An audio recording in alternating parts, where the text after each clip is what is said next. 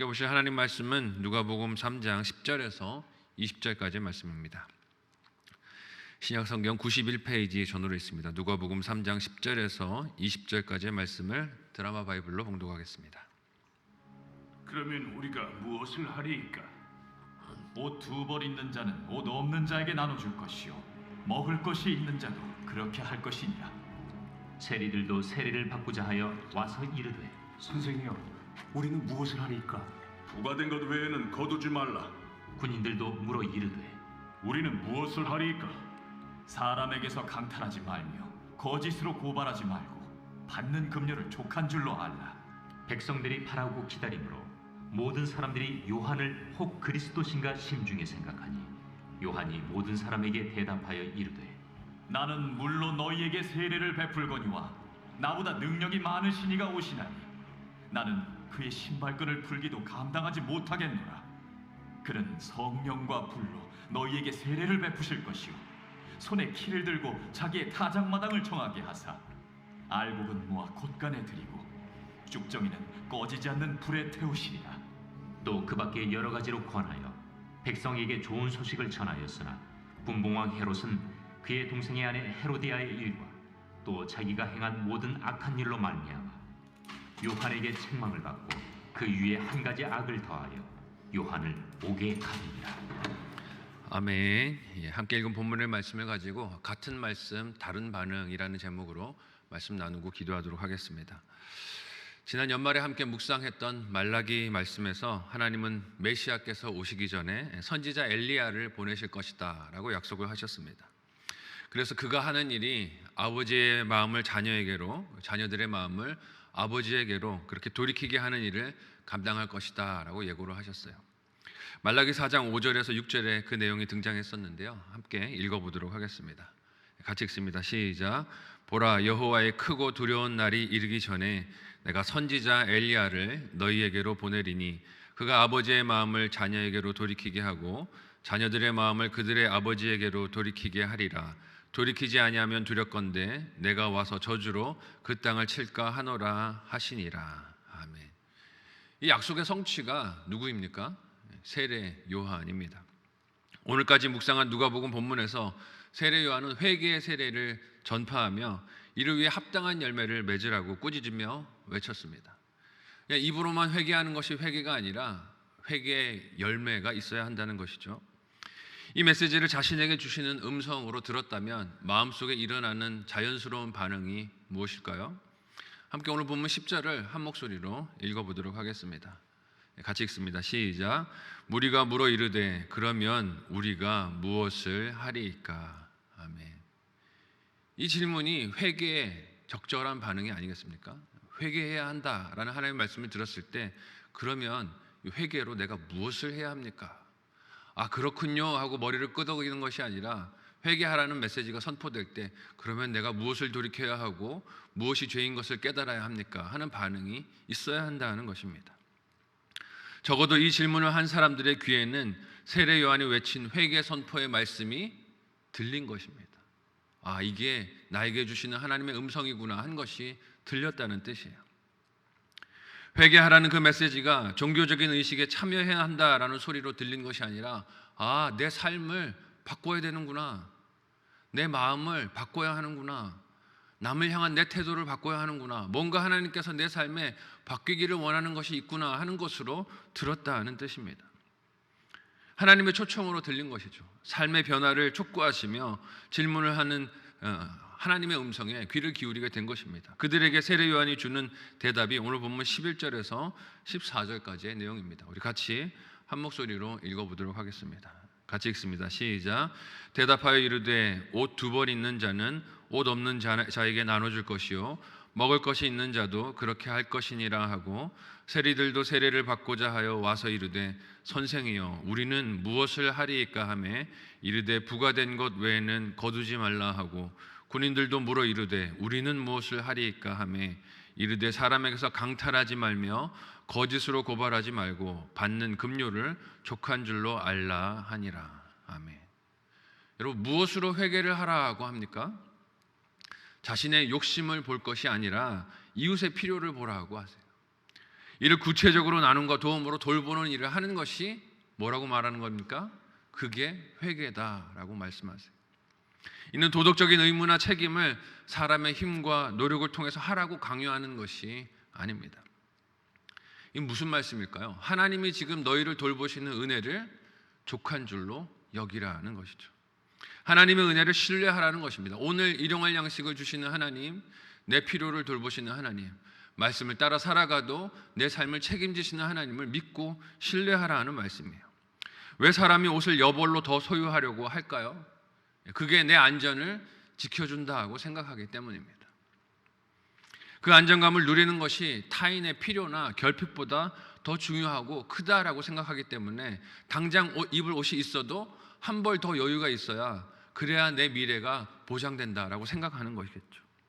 그래서 생기는 경제적인 딜레마가 무엇입니까? 우리가 잘 알듯이 빈익빈 부익부입니다. 있는 자들은 더 가져도 마음에 평안이 없는 것이죠. 이어지는 구절도 같은 내용을 담고 있습니다. 당시 사회에서 세리들이 동족 유대인들에게 혐오의 대상이 되었는데 그 이유가 무엇이었습니까? 그들이 통치자들이 원하는 세금보다 더 많이 걷어서 중간에서 가로채는 일들을 했기 때문이에요. 부과된 세금보다 더 많은 것을 거두어서 자신들의 배를 불렸기 때문입니다.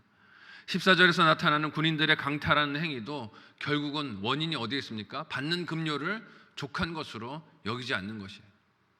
받는 급료가 있었지만 이게 부족하다고 여기니 강탈하여서 소유를 더 많이 쌓아두려고 한 것입니다. 이면에 모두 다 욕심이 있는 것을 봅니다. 우리의 삶에도 하나님이 주신 것에 대한 감사가 없으면 어떻게 됩니까? 하나님이 아무리 족한 것을 주셨어도 족한 줄을 모릅니다.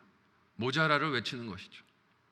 거기에는 만족과 신뢰가 없습니다. 늘 모자람을 부르짖으면서 손에 움켜쥐려고 하는 것입니다. 세례 요한은 회개의 방법을 묻는 사람들에게 하나님이 주신 것을 자족하게 여기며 손을 펼쳐서 없는 자들에게 가진 것을 흘려보내는 일로 회개하라고 권면을 합니다. 그것이 오실 메시아를 기다리며 복음을 받아들일 준비를 갖추는 마음과 태도라는 것이에요. 이런 요한의 가르침과 사역에 사람들은 세례 요한을 보면서 이가 보내신 메시아인가 라고 생각을 합니다. 그렇지만 세례 요한은 이런 사람들의 시선에 대해서 뭐라고 말하며 자신의 존재를 증언합니까? 함께 15절에서 17절까지의 말씀을 한 목소리로 읽어보도록 하겠습니다. 같이 읽습니다. 시작. 백성들이 바라고 기다림으로 모든 사람들이 요한을 혹 그리스도신가 심중에 생각하니 요한이 모든 사람에게 대답하여 이르되 나는 물로 너희에게 세례를 베풀거니와 나보다 능력이 많으시니가 오시나니 나는 그의 신발끈을 풀기도 감당하지 못하겠노라. 그는 성령과 불로 너희에게 세례를 베푸실 것이요 손에 키를 들고 자기의 타작마당을 정하게 하사 알곡은 모아 곡간에 들이고 쭉정이는 꺼지지 않는 불에 태우시리라. 아멘. 세례 요한이 세례를 베푸는 사역을 감당하면서 하나님의 말씀을 가르칠 때 사람들이 그를 그리스도인가 생각하며 반응을 합니다. 이를 15절 말씀은 백성들이 바라고 기다렸기 때문이다 라고 기록하고 있어요. 이는 백성들이 현실의 삶을 고달파했다는 뜻입니다. 그 당시의 삶을 살아가면서 힘들고 어려웠기에 메시아를 기다리고 갈망했다는 것이죠. 오실 구원자, 즉 하나님이 약속하신 왕을 사모하고 기다리는 힘든 형편에 있었던 것을 알 수 있게 합니다. 왜냐하면 가난이 더욱 극심한 가난을 부추기고 부가 더욱 큰 부를 가중하는 형편 속에서 다수의 사람들이 곤고하고 힘들었기 때문이에요. 그런 형편에서 하나님이 원하시던 인애가 흐르는 세상을 외치는 세례 요한을 보면서 아, 이가 그리스도인가 라고 그들이 생각하게 됩니다. 좋은 소식으로 그 메시지를 들었던 것이죠. 하지만 세례 요한은 자신을 그리스도라고 생각하는 사람들에게 무엇을 말합니까? 나는 그리스도가 아니다.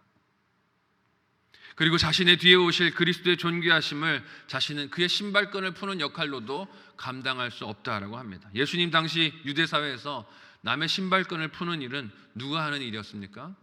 노예들, 종들이 하는 일이었습니다. 손님들이 집에 방문했을 때 신발끈을 풀고 그의 발을 씻는 일들을 종들이 했는데 나는 그 일도 할 만큼 되지 못한다라고 고백하는 것이죠. 왜냐하면 그리스도께서 베푸실 세례는 세례 요한이 행하고 있는 물 세례와 달리 성령과 불로 행하실 세례이기 때문이라고 합니다. 이게 무슨 뜻일까요? 물 세례는 그의 내면을 바꾸지 못해도 성령과 불로 이루어질 세례는 어떻습니까? 그 내면까지 온전히 바꾸어 변화를 주시는 세례이기 때문에 그렇습니다. 그래서 오순절에 성령의 강림을 체험한 제자들이 어떻게 됩니까? 그들의 두려움을 떨치고 나가서 복음을 선포하게 됩니다.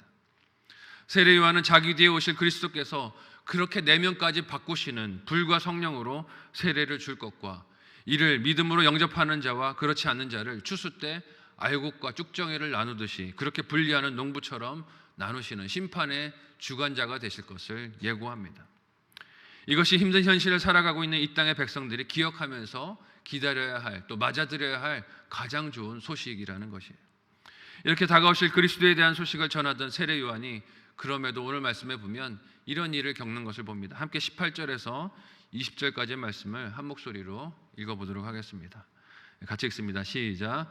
또 그 밖에 여러 가지로 권하여 백성에게 좋은 소식을 전하였으나 분봉왕 헤롯은 그의 동생의 아내 헤로디아의 일과 또 자기가 행한 모든 악한 일로 말미암아 요한에게 책망을 받고 그 위에 한 가지 악을 더하여 요한을 옥에 가두니라. 아멘.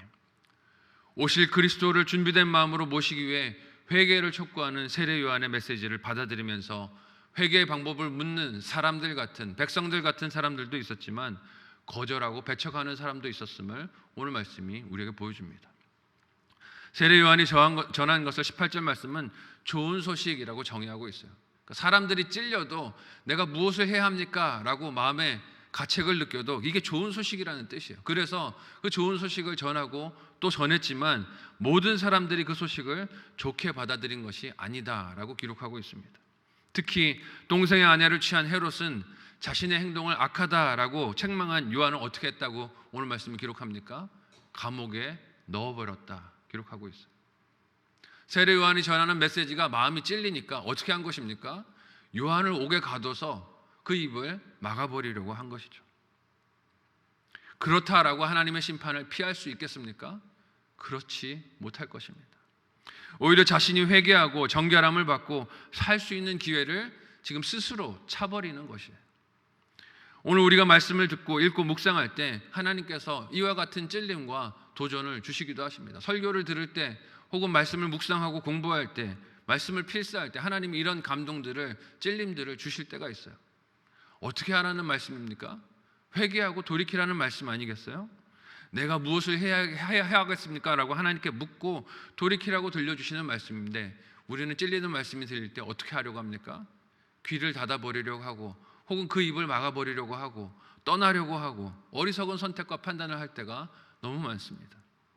오늘 내 마음과 생각을 바꾸라고 들려주시는 말씀을 다른 사람을 바꿔서 혹은 다른 사람의 입을 막아서 그 말씀을 듣지 않으려고 하는 헤롯과 같은 선택을 할 때가 얼마나 많이 있습니까? 오늘 말씀을 내 마음과 생각을 바꾸고 말씀해 주시는 감동을 따라 살라고 들려주시는 하나님의 사랑의 초청으로 들을 수 있는 저와 여러분들이 되실 수 있기를 바랍니다. 같은 말씀에 오늘 말씀을 보니 반응이 둘로 나뉘는 사람들을 봅니다. 우리가 어찌해야 되겠습니까? 회개하고 돌이키려는 사람과 세례 요한의 입을 막고 옥에 가두어서 그 말씀을 배척하려고 하는 사람이 나뉩니다. 오늘 나는 어느 편에 서 있는 사람입니까? 바라기는 듣고 순종하고 회개하여 돌이키는 바람직한 편에 서게 되는 저와 여러분이 되시기를 예수님의 이름으로 소원하고 축복합니다. 아멘.